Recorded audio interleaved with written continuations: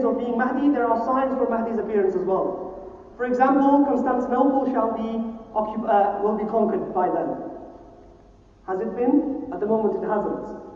So claims of being Mahdi are false at the moment. And the Prophet ﷺ gave us a number of other signs. Not to delve into that area because that is very lengthy. Sayyiduna Imam Mahdi, when he shall appear at the age of 40, he shall live for 9 years. He will die at the age of 49. Sayyiduna Imam Mahdi, he shall take the Muslim army to Turkey and he will conquer Istanbul. The Prophet ﷺ said that when Istanbul is conquered, that's when Dajjal shall appear. I.e., Imam Mahdi will establish the Islamic Caliphate in Turkey again. And Imam Mahdi shall establish the Islamic Caliphate, and people will begin giving bay'ah to Imam al-Mahdi. After Istanbul has been conquered, then Dajjal shall appear. To give you a summary of the ahadith of the Prophet ﷺ of how he is going to appear. Whilst Mahdi will be busy in the administration, the governance and the polity of Turkey, some people will spread a rumor that Dajjal has appeared in Sham, in Syro-Palestine. Sayyidina Imam Mahdi shall send 5 or 9 horsemen to go and investigate whether this is true or false. The Prophet ﷺ said, I know those horsemen, I know their names, I know their families. He said, I know their parents, I know the color of their horses. And the Prophet ﷺ said, they, 5 or 9 men, will be the best human beings on the face of the earth then. When the 5 or 9 men shall investigate, they will find out that this was a false rumor. They will go back to Turkey, to Istanbul, and they will tell Sayyidina Imam al-Mahdi, who will then remain in Turkey and will not move his forces, his army to Sham. However, soon later, Dajjal shall appear. The Prophet ﷺ actually gave us general and very specific descriptions of his appearance.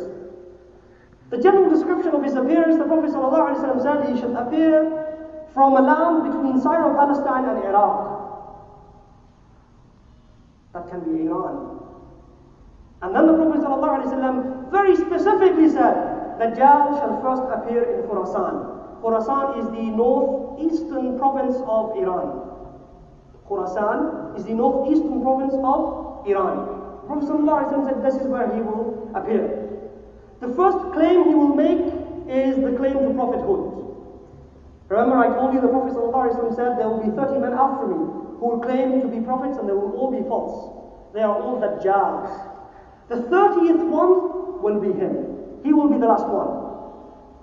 We have had a number of claimants to prophethood before him, like Musaylima al-Kadhdhab.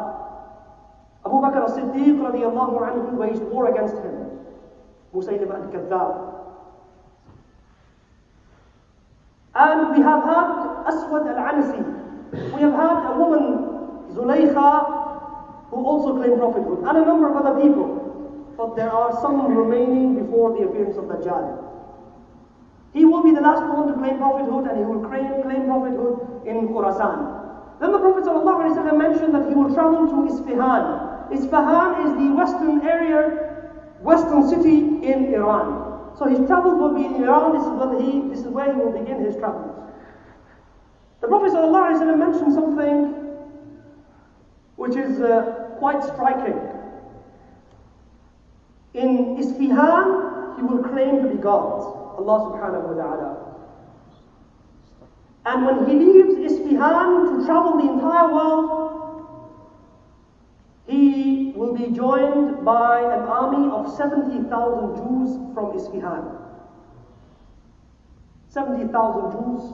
The Prophet ﷺ gave their description. They will be wearing cloaks. He mentioned them, al-Tiyalisa al-Khadra, also called as-Sijan in one of the other hadiths. They will be wearing green clothes, like a green jubbah. Tiyalisa from Taynasan in the Arabic language, a green jubbah. 70,000 Jews. Then he will travel to Isfahan. From Isfahan, he will take an army of Jews, and then he will begin his travel around the world. The kind of people joining his force are the Jews, for example. The Prophet ﷺ said, and the majority of people following him will be women. To the extent in a hadith, the Prophet ﷺ said, a man will go home and he will tie his mother. A man will go home and he will tie his sister. A man will go home and he will tie his daughter. Man will go home and he will tie his aunt, because he fears that they will join the force of the Dajjal. The Prophet ﷺ also mentioned the descriptions of their faces. He said the people joining the Dajjal, their faces will be al-majal al-mutraqa, which means their faces will be white and they will be large and white. In the commentary of this hadith, a number of scholars have mentioned most likely the people that will join Dajjal will be from Uzbekistan, Kurdistan, the Kurds, and from Turkey. Kurds, Turks, and Uzbeks. In another hadith, we are told the Prophet ﷺ, from his telling of the news of the unseen, he said, those people who will be pleased with the killing of Usman, they will also join the Dajjal's army. And these are the Rafidi Shiites that are happy with the qatl of Uthman. So what are his travels and his activities? What does he do with this army? The Prophet ﷺ said he shall remain among you for 40 days. The first day will be like a year. Allahu Akbar. The second day will be like a month. The third day will be like a week. The fourth day will be a normal day of 24 hours, and then the remaining days will be normal. The description of his travel is amazing. The Prophet ﷺ told us his great speed of travel. The Prophet ﷺ said, a wind that leaves behind a stream of clouds. A wind that leaves behind a stream of clouds. He could be alluding to the aeroplane. Could be alluding to the aeroplane. It's like a wind that leaves behind a stream of clouds. This is the description we have. And the Prophet ﷺ described the thing that he will travel on. He called it a mule. He will travel on a mule. But the Prophet ﷺ said it will not be normal. The mule will be huge. Could be alluding to the aeroplane. He will traverse the earth. And what will be his deceit and his activity? Remember, it will be a time of famine. There will be no water and no food. As a test from Allah subhanahu wa ta'ala, he will have food with him. The Prophet ﷺ said, مَعَهُ جَبَلُ خُبْزٍ. He will have a mountain of wheat with him. Allahu Akbar. He will have a river with him, and he will say to people, I am God. If you believe me, I will give you food. And this is why the people in hunger will want food. People in thirst will want food, something to drink. When the Muslims see him and those who are strong in Iman, inshallah we will be among them if we are in his time. He will have a garden with him and he will have fire with him, and he will call his garden Jannah and he will call his fire hellfire. I've heard some people say he will have hellfire and paradise with him. This is wrong. He won't have hellfire and paradise with him. He will have a garden with him which he calls paradise. He will have fire with him which he names hellfire. The Prophet ﷺ said, but the point to remember, the Prophet ﷺ said, his garden will be fire and his fire will be coolness. This is why when the mu'min, at that time of tribulation, when he doesn't accept him, then he will put that Muslim into his fire. But the Muslim will not be hurt by that. The Prophet ﷺ, he will feel buruda and salam. He will feel coolness and peace when he is entered into the fire. The Prophet ﷺ then talked about the other things he will do. For example, there will be no milk. So he will go to flocks, for example, or cows, and then he will fill the udders with milk. And then he will say, see, I told you I am God, so accept me. Then he shall order the skies to give rain, and it will rain. from Allah subhanahu wa ta'ala at that time. To the extent that he will go up to people and he will say, have your mother and your father passed away? And the person will reply, yes, they have died. Then he will say, do you want to see me bring them alive? If I show you I can give them life, will you accept me? Then he will order his shaitans. They will take the form of his parents, and they shall rise from the dead as if they are rising from the dead, and then that person, if he's a mu'min, he will not accept him, even after seeing that. But people who are weak in their iman, my dear brothers, weak in their aqidah, who didn't have the attachment with iman and Islam, and are hungry, are thirsty, are looking for some food and some drink, and are confused easily, they will fall into his trap and they will accept him as God. The Prophet ﷺ mentioned his travels, he will travel around the earth. But the last part of his travel is very important. He will go around the entire world causing mischief, bringing people to his faith and his claim to divinity by giving food and drink. Because it will be a time of famine and people will be looking for food and drink. And that's probably the only way out of getting food and drink is to accept him. So it will be a great time of tribulation, a great time of patience. Prophet ﷺ, in his last part of his travels, after he has traveled the entire earth, he will end up in Yemen. And then his journey from Yemen will go north. From Yemen he will travel to Mecca. When he ends up in Mecca, the Prophet ﷺ, we have two different hadiths.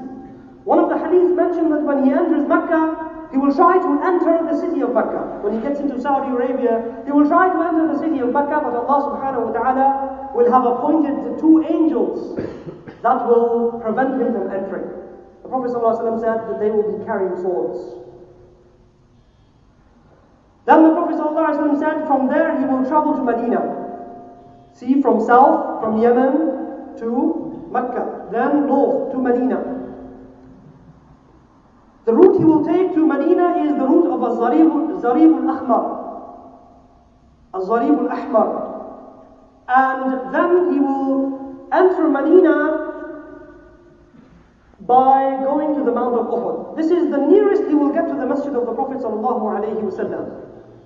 He will stand on the Mount Uhud. If you have been to Medina, listen to this carefully and look at the striking words of the Prophet ﷺ and the knowledge of Rasulullah ﷺ of what is going to happen. The Prophet ﷺ told his Sahaba, he will stand on the Mount Uhud and he will say to his army, أَتَدْرُونَ مَا هَذَا? Oh my army, can you see that over there? Do you know what this is? أَتَدْرُونَ هَذَا الْقَصْرَ الْأَبْيَدَ? Can you see this white palace? This is what he will say. Can you see this white palace? هَذَا مَسْجِدُ أَحْمَدَ. This is the mosque of Ahmad. Now think. In the time of the Sahaba, the masjid was very small. Made out of what? We all know. Out of palm trees and some stones and green leaves, the roof. But the Prophet ﷺ is indicating, when the Dajjal will come, my mosque will be like a palace and it will be white. If you have been to Mount Uhud and you look towards Medina, towards the Masjid of Rasulullah, it looks like a white palace. This hadith is narrated by Imam Ahmad bin Hanbal in his Musnad. It is Sahih. Then he will try to enter.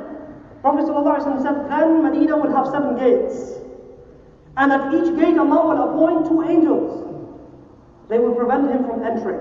Then the Prophet ﷺ said, تَرْجُفُ بِالْمَدِينَةِ رَجَفَاتٍ ثَلَاثَةٍ. After he is prevented, then there will be 3 earthquakes in Medina. This is the same hadith. There will be 3 earthquakes in Medina. Then the Prophet ﷺ said that after the earthquakes, every disbeliever living in Medina, every transgressor living in Medina shall join the Dajjal. Understand this hadith. Understand this hadith. When the Dajjal shall come to Medina, disbelievers will be living in Medina. People with corrupt faith will be living in Medina. When the 3 earthquakes happen, they will join the Dajjal. This is a beautiful indication by the Prophet ﷺ that people in Medina at that time will not be from the Ahlul Iman. They will be corrupt in their beliefs. Then the Prophet ﷺ